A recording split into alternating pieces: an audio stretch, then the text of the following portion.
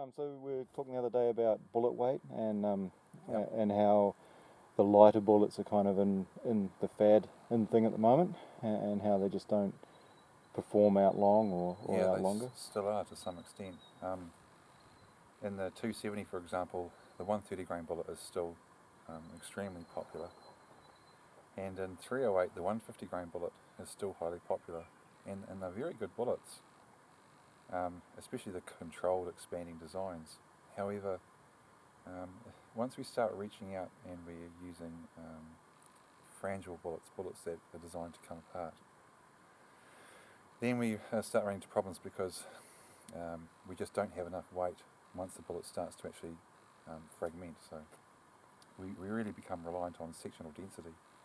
And I've been doing some research for DRT, and if any of you people have heard of that, they're a business that's coming forwards at the moment.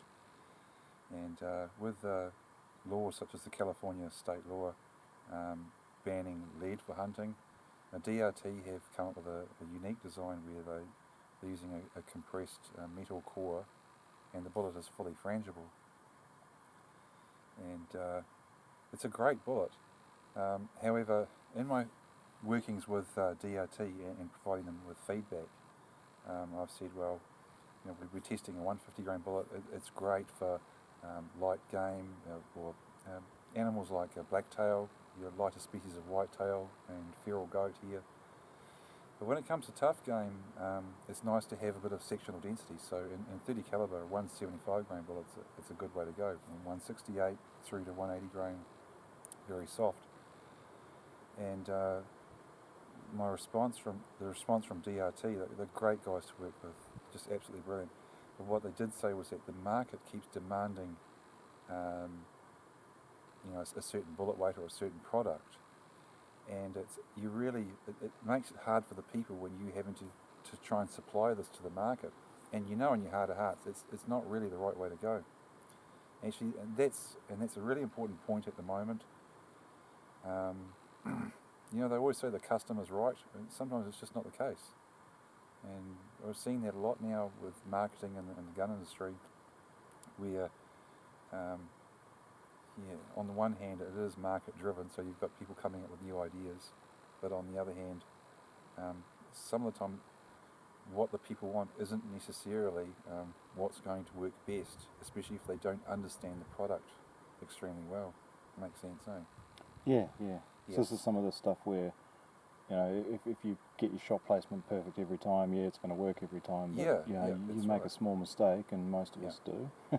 Yeah, that's the thing. Yeah. And if you, I know it's sort of harkening back to Al McKeith, but if you have a bit more bullet weight behind it, in those days, in Keith's days, some of the time you didn't have a good choice of bullets, for a given caliber. You just had to take what was there. And one way to ensure that you got the job done was to make sure you had enough bullet weight. And we can still do that today. We don't have to have X amount of incredible weight retention and all this carry on if we're a bit smart about which projectiles we choose.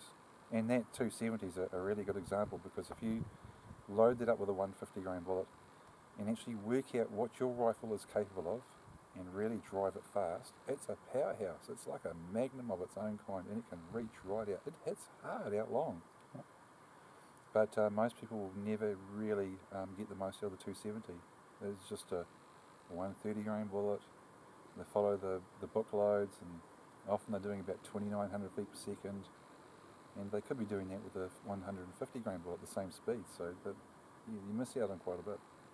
It seems not much, but it is. It makes a difference. So when we say it's failing out long, like I know because we've been autopsying stuff, but what's the difference when you look at a game that's been shot at 1,500 feet per second or 17, or where the BC start falling down? Yeah. What's the differences there? Well, if you don't have enough energy, residual energy within that projectile once it hits that animal, it just doesn't have the physical energy to open up and deliver a good level of trauma. So that's one side of it. And you get these two extremes, where in close, you've got so much energy, but you've got too little bullet weight, where you're getting this wide but often shallow wound. Yeah. And then out long, you've got no guts left to it, and it's neither fish nor fowl. So if you can up your bullet weight a little bit, you can change things. And there's a dramatic change in performance going from the likes of a 155 grain AMAX, if you were using a fully frangible long range bullet, to a 168 grain bullet. So it's just a little jump, Yep. but it's just a complete game changer. So you've dropped a little bit of muzzle velocity if you're using a 308. You come down a wee bit, and it just changes everything. And the energy's still there out long, although having said that, the 155 grain AMAX itself does carry a lot of energy out long. But in comparison to other 150 grain bullet designs, yeah, there is a major difference. Yeah. But the failing is, as we've kind of seen it, is it's pencil hole when it's lost all its energy. Yes. It's just pencil holing through. The animal's going to run a long way, yeah, and yeah. you know, It's taking several minutes to kill. yeah, Yeah. And if the shot's not on, well, it's taking hours to kill. yeah, You just can't have that. You've got to have a bullet that can create a wide mechanical wound in the absence of high velocity. That's the key. Yep. You can't have it any other way. Yeah. We have at close ranges, a projectile can mushroom, maintain all or most of its weight, and create disproportionate to caliber wounding.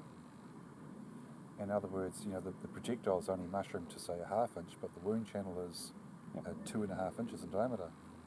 But once that velocity is gone from that projectile, then you're reliant on mechanical wounding, and the only way you can do that is to have that projectile lose weight. It's simple physics. So this is what people really need to understand once they're pushing out ranges or using low velocity cartridges. Sorry, so when you say it needs to lose weight, you mean it's actually coming apart as it's going through the animal? So it's quite the opposite of what people have been wanting for decades. Here we get into this marketing thing, what people want. Yep. Because if the projectile mushrooms to a half-inch diameter at 500 yards or 300 yards, something like this, it can only create this half-inch wound, which, that can be okay. Yep. But in other cases, you're not quite getting out to a half-inch in wound channel size.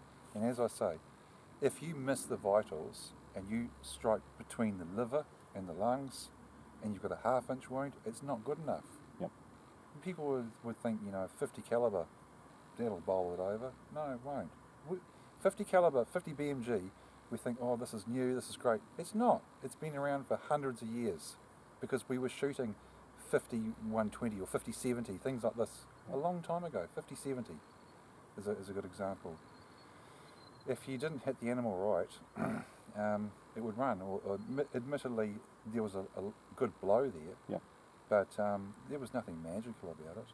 Yeah. So what I'm saying is, with what we can do with modern projectiles is, instead of having a half-inch wound, and if the shot's bad and it goes between the lungs and the liver, we can regain what looks like disproportionate caliber wounding, where we're getting a 2.5-inch wound by having the bullet lose some weight. Yep. How much weight that bullet loses, it depends on what you're trying to achieve. You can choose a projectile that loses 70 to 90% of its weight because you want all of that inside the animal going on. Yep. This is what we have with DRT. Or with DRT again, you can up your sectional density of the projectile, and you can have it more gradual so that it's coming out the other side of the animal, so you've got an exit wound as well. And there's a whole range of bullet designs which each offer different expansion ratios and varying degrees of weight loss. And that's where it comes down to learning what these bullets are able to do and matching that to your application. And that's what the book series was about. Yeah, with the cartridges book. Yeah.